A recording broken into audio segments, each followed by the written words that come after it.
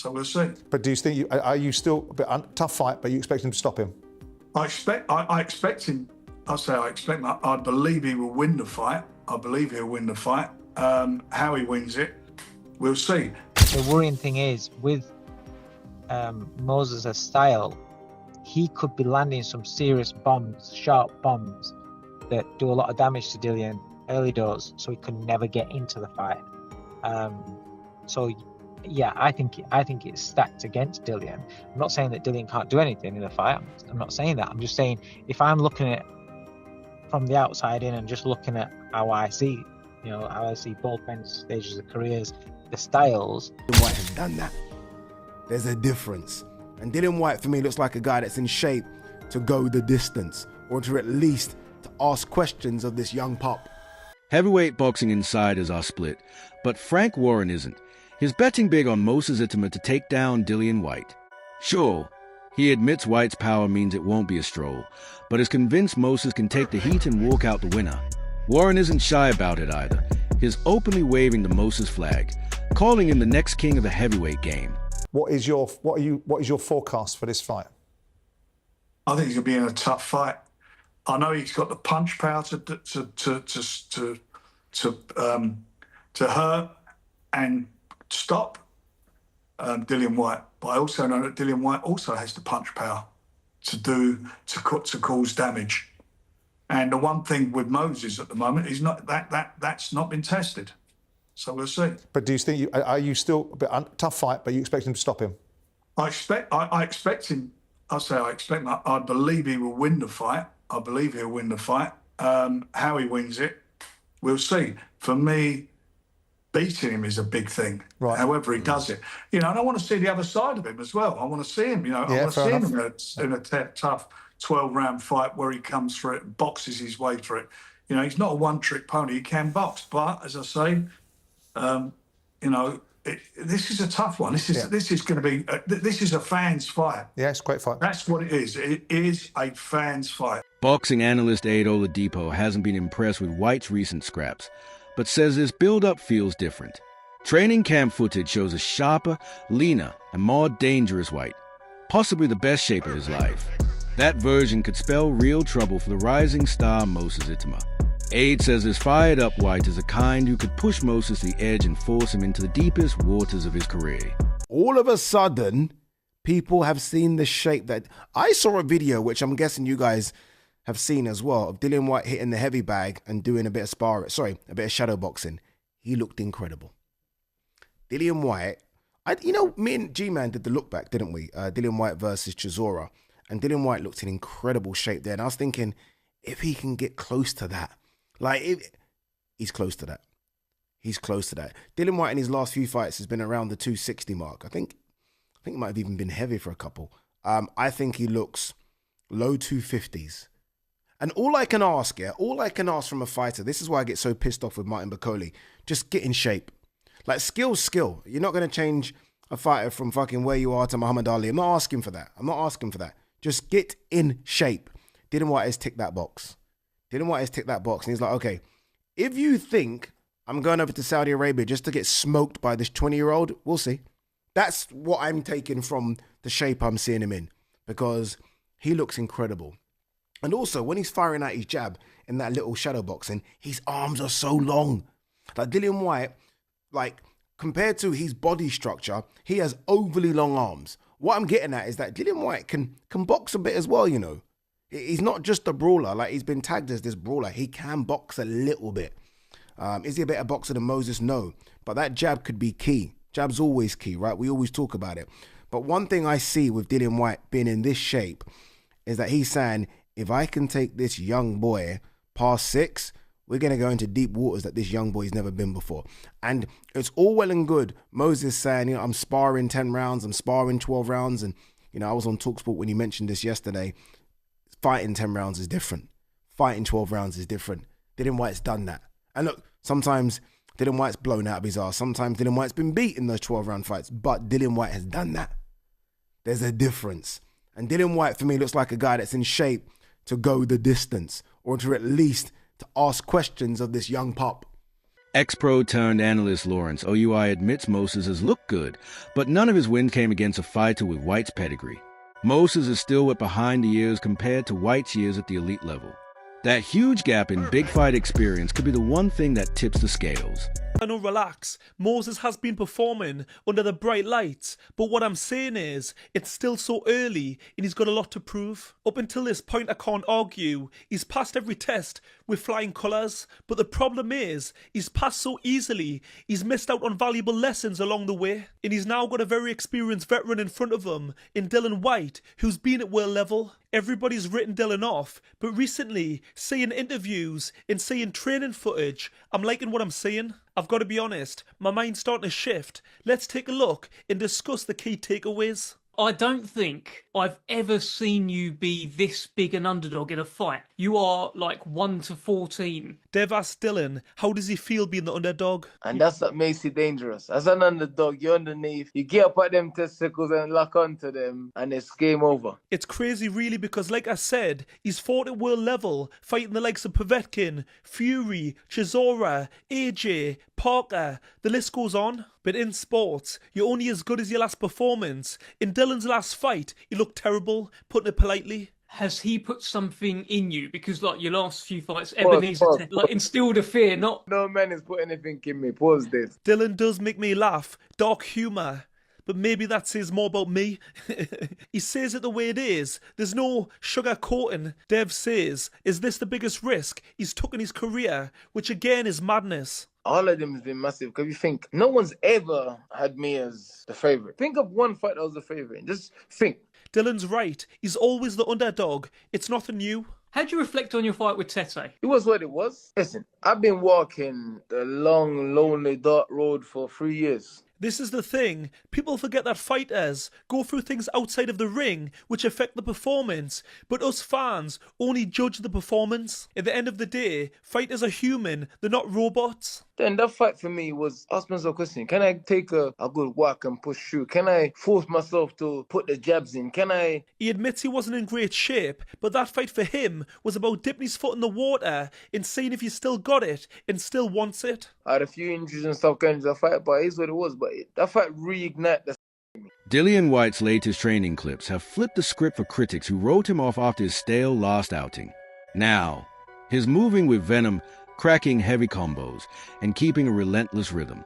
His physique screams 2018, when he demolished Lucas Brown. This reborn version has his fans fired up, believing he's still got the firepower to bang with the best. And with a young wrecking ball like Moses across the ring, White's comeback form has turned this fight into a powder keg waiting to blow. Since like late 18, right? I remember him knocking out Lucas Brown. When he knocked out Lucas Brown, he looked like he was in the best shape of his life.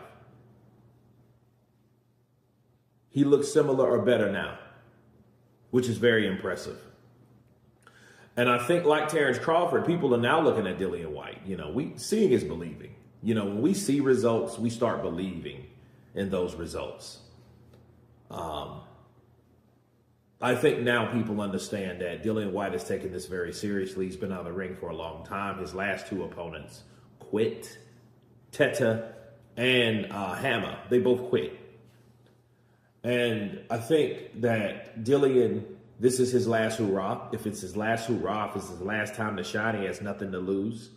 Why not go out with a bang? Why not go in the best shape possible? Why not do what you're supposed to do in training camp? Okay, because you can't really predict what happens in that ring except you and that other guy. It's up to you or that other guy. But in training camp, you have a team around you. You have determination. You have motivation. You have discipline more than likely. Okay? And I think that Dillian White is looking great, bro. He is looking great. He doesn't have the unbalanced body type like you normally see him. He's too big upper body, legs are small. You know what I mean? He's all off balance because of the imbalance of his body. But I do think that Dillian White will come in to make a splash, and this is how you're supposed to look if you intend on doing it. I love the way he looks. He looks great. He looks in shape. He looks like he's ready for a battle. That's what it's about. Everyone knows the pressure is on Moses Ittema. If he doesn't deal with White convincingly, those early wins start looking a lot less special. In boxing, one shaky night can flip your whole reputation. A close or ugly win won't satisfy the people already branding him the future. It'll make them question if he's ready for the Sharks. This fight isn't just about padding his record. It's about protecting the aura he's built and keeping the freight train of his rise at full speed. So much pressure now on this young man's shoulders. Like, if he doesn't look spectacular against Dillian Whyte, all of a sudden people are like, that's how fickle boxing fans are. We're so fucking fickle. If he doesn't look great against Dillian Whyte, we'll be like, he's almost got to ice Dillian Whyte for everyone to say, yeah, he's the king. You know what I mean? For him to continue that trajectory, because he is like a fucking rocket ship at the moment. Going on the eye test, I think he has absolutely everything. Going on what people tell me about him, I think he has absolutely everything. Like, I hear the sparring stories. Guys, there is so much I could share on this channel that I don't. Like, so much. But I hear the sparring stories. I know who he's hurt. I know who he's wobbled. I know all those things. And he's a bad man. Honestly, he's a bad man. I look at him, it's funny. I don't feel like I'm interviewing a 20-year-old. Do you know what I mean? He just is a man, isn't he? But yet he's a kid. And being a kid isn't a bad thing in the sport of boxing, because there is that kind of fearlessness, like this youthful exuberance, speed. You're not damaged goods. You haven't been through the trenches. The politics of boxing hasn't made you fall out of love with the sport yet. So as much as people say he lacks experience, sometimes lacking experience in those things I've just mentioned can't be too bad. British light heavyweight Anthony Yarde says Moses has been special since day one, even as a teenager. He sees the DNA of a future heavyweight ruler and swears Moses is what it takes to be the next big champion. Yarde's belief comes from watching him perform and knowing the kid has a killer mindset to survive at the very top. Moses Ittema, his first headline event, takes on the body snatcher Dillian Whyte. You first on this. How good is Moses? I mean, you must hear the stories that everyone seems to hear about the sparring and all that. How good is Moses when you're watching him? I've seen Moses, and I've said this from the beginning, from when he was 18, 19. This guy, he's it. He's it. He is it. He is it. This is my opinion. It's boxing. I know it's pressure and all these kind of things or whatever, but he's it. Why? He's got skill set, fast hands, footwork. From what I've seen, he's got a chin. Not that you need to be getting hit with these wild shots, because clearly you've done something wrong if you got hit. Good jab, you know. For me, in my opinion, he's it. Trainer and pundit Dave Caldwell says Moses' style is tailor-made to wreck Dillian Whyte. Speed, precision, and aggression. Everything you don't want to face when you've already taken years of punishment. Caldwell warns that at this stage of Whyte's career, one wrong move could end it quick. Even Whyte's camp knows the threat.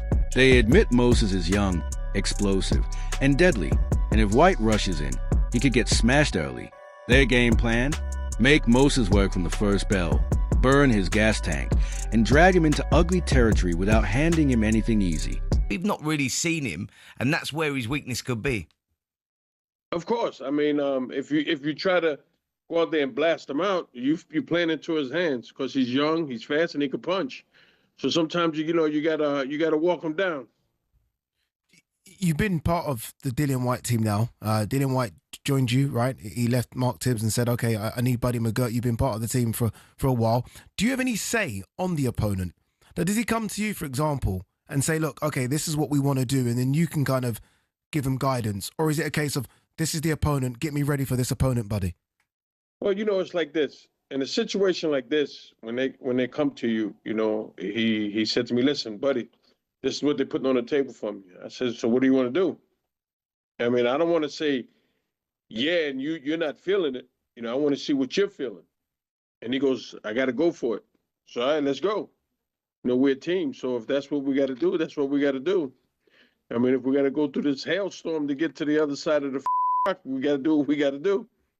Buddy, I saw something the other day, and I don't believe you. I want to pull you up on it. I think I saw that you said you haven't seen Moses box before, and you don't watch your opponent's box. But I don't believe you, buddy. I don't believe you. I swear to you. I will not lie to you.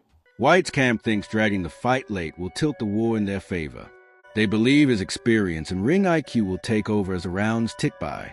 But not everyone's convinced. One of White's ex-trainers, who's been in the trenches with him, openly admits he's nervous. Sure, it's a good payday, but Moses is bringing youth, skill, and hunger, and that's a lethal cocktail. He warns that fighting a young killer like this means no slip-ups, because one mistake could cost it all. To be fair, like I had 11 fights with Dillian. We got to world #1, and so I know Dillian really, really well. I don't like that fight for him. I never thought it'd be a step up for someone. He won't like me saying that. It's just my emotional investment that was in him. But you know, he's done very well, Dillian, and he deserves a big payday. I'm sure. I'm hoping he's getting that. Listen, he's got the experience to upset the apple cart, Dillian. He has, but what's his name? Who's he fighting? Moses, I beg your pardon. Moses is a serious, responsive operator, and man can pick his punches well. So, yeah, obviously Moses is the favourite for me in that fight. But you know, I like to see someone like Dillian with that art and that mindset and his character. You know, I like Dillian. Moses Ittama talks like a man who already owns a division. He says his skill and fight IQ are untouchable, even claiming he's sharper than Alexander Usyk. It's a wild claim, but it shows the size of his self-belief. For Moses, this isn't just another fight. It's a stage to prove he can school anyone. His not walking in is just a prospect. His walking in convince is destined to be one of the sport's all-time greats. You must have a view of what level you're at now. If you want my honest opinion, I think I do. If my skill set, if you're talking about my ring IQ and what I display in the ring, I feel like I am the best in the world, but I haven't displayed the later rounds. That's all what I kind of want to get ticked off. So my next opponent or opponents this year, we're just looking at fights to kind of get me into that later round, because I feel like with Usyk, I feel like I've got a better skill set than him, but I feel like towards the later rounds, he'll just outdo me, because I've never been in that sort of fight.